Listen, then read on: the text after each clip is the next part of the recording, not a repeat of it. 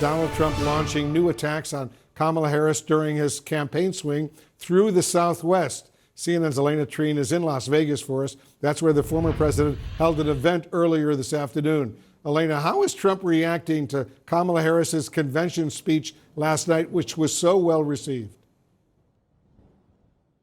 Well, he clearly didn't like it, and you could see that not even just from his remarks today, but also last night. He did really a live play-by-play of reacting to Harris's remarks in real time. You saw him posting several times on Truth Social, attacking her remarks, but also went and did an interview with Fox News after that where he continued to slam her. But look, one of his key lines of attacks against her is that he felt it was wrong that she was spending so much time attacking him, mentioning his name, rather than talking about policies. Take a listen to what he said here in Nevada.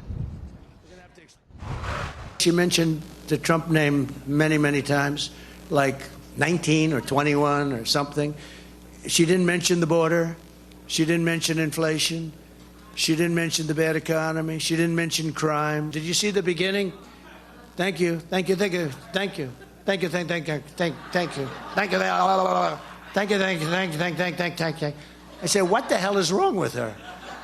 But then she recovered. She did much better. But she didn't tell anything. She didn't say anything.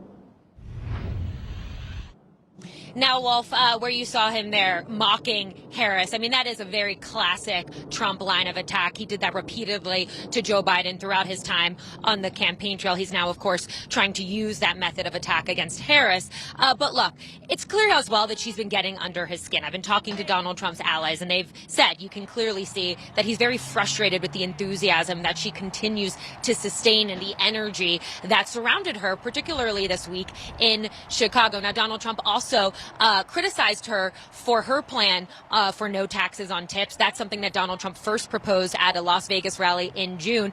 That was really what this event today in Nevada was all about trying to court some of the hospitality workers, the service workers that make up such a big part of this state's economy. He said that Harris was stealing his plan. He called her a copycat and a liar, and said that she can't come up with ideas on her own, so she has to steal his. I will note, though, that many policy experts argue that neither of them have shared detailed plans on how to actually eliminate taxes on tips, and say that it would be very hard to do. And just very quickly, Wolf, I do want to bring up as well what he also discussed, which was RFK Jr.'s endorsement. He thanked him, said that he is looking forward to seeing him later tonight. And we have some new reporting that RFK Jr. is going to appear at that Arizona rally with Donald Trump this evening. You'll see them side by side, something that Donald Trump's team is very much excited about and had been working toward for several weeks now. All right, Elena Treen reporting for us. Elena, thank you very, very much. I want to bring in our political experts for some analysis right now. Jeff Zeleny, you and I were both in Chicago. We could see the enthusiasm in the Democratic Party as it unfolded over those 4 days. How does Kamala Harris keep that momentum going now?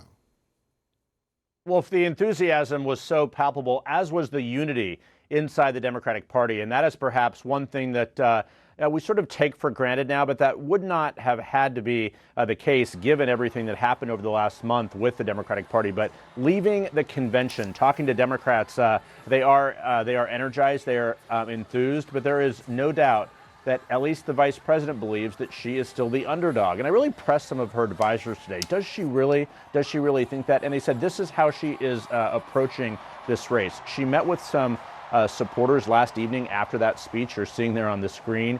And she said, look, tonight is great, but now we have to get back to work. So they are viewing this as one more sort of piece of the wave of momentum that she's had in the first month. But they realize as well that the next 74 days or so are unlikely to be as lofty or soaring as these. But I'm told right now she's already turned her attention to the debate.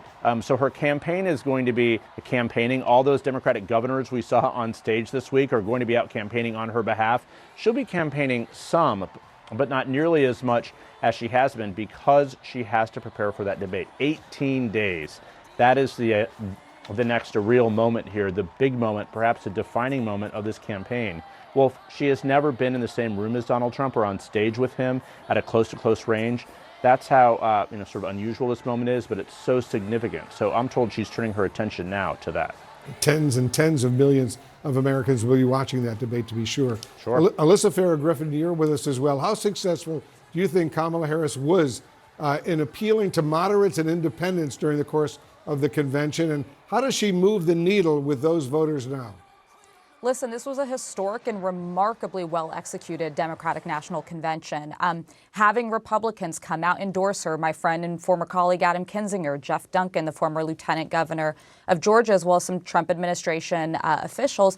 But also, I was paying most attention to the words she was using and the things she was saying. And that clip that you played at the top resonated with me last night, where she said she asked independents or Republicans for their votes, juxtaposed to Donald Trump, who said, we don't want the Nikki Haley voters, much less trying to bring in Democrats. So I think she is running knowing that she needs to bring in some folks who wouldn't traditionally necessarily be with her. I thought it was a very smart message, but now she's going to have to answer some really tough questions around policy. Luckily, Donald Trump also has some weaknesses around policy, so I think who can first define where they're going to stand and moderate toward the middle is the person who's going to win. Let me bring Amisha Cross into this conversation. Amisha, how does Kamala Harris navigate this next stretch? It's a critical stretch of this campaign where she'll have to take more press questions, for example. She'll have to debate Trump, and she'll have to get more specific on policy. Well, we know she's going to be laser focused on preparation for this upcoming debate, not only because she has not personally debated Trump before, but because we've seen many a Democrat as well as many Republicans fall into trappings, so to speak, of how to debate Donald Trump. Because he is so much of a non-conventional debater, I think that there is a lot of pressure around what that's actually going to look like in real time, and the fact that the man is unraveling before our eyes, acknowledging that he's running against a Black woman. With all that said, she also recognizes that she is the underdog in this race. So we're going to see more movement in the battlegrounds, not only from her, but more so from her surrogates as well, acknowledging that this truncated time frame is what it is. The DNC brought a love fest of Democrats, independents, as well as moderates, and some Republicans to Chicago, my hometown. I'm still here, to actually celebrate what this new ticket is. But that does not mean that this is going to be smooth sailing through November. She recognizes that, and the investments in the rollout as it relates to digital campaign ads that are going to come after September 1st, after Labor Day, that's going to be huge. We know that the influencer community is huge in bringing in consistent younger voters.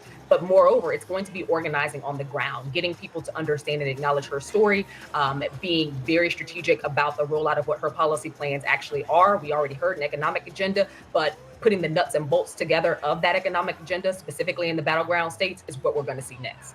Jeff, Kamala Harris said she would do a media sit-down interview by the end of this month. Clearly, the clock is ticking. What's the latest? What are you hearing? Wolf, we don't know specifics, but talking to her advisors, they say she will likely still hold that pledge. They're not backing away from it.